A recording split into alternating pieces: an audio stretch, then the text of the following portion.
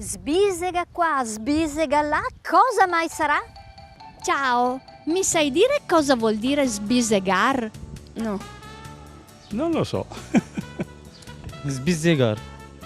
No, non ho idea. Lei non ha mai sentito questo verbo? Credo proprio di non averlo sentito, no.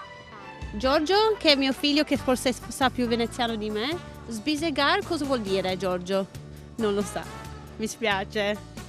Spettegolare. Sbettegar no.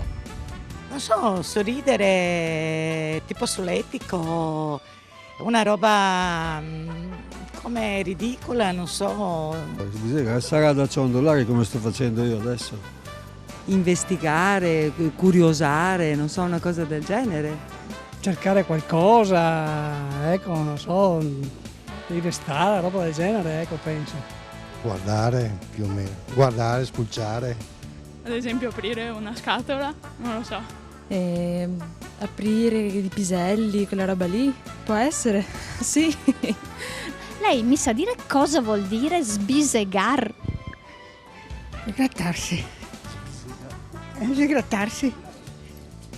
Spisegar vuol dire muoversi così, ciurlare direi i meridionali. E se sbisega è uno che si arrangia, si muove, si invarigo. Girare intorno a qualcosa, insomma. Sì, girare, rimenare, non mandare in su al noccio della questione. Sbisegar si usa anche, lo diceva anche con certi doloretti. Mi sbisega un po', mi sbisega così, mi sbisega colà. Sento un sbisigamento, quindi qualcosa che mi disturba anche a livello di pancia, di stomaco, penso. Madonna, mi sbisica qualcosa, ho qualcosa dentro che mi vorrei dire e non riesco a dirgli, ecco. Mi viene da parlare, mi muove la bocca, ma però dopo non riesco a dirla, ecco.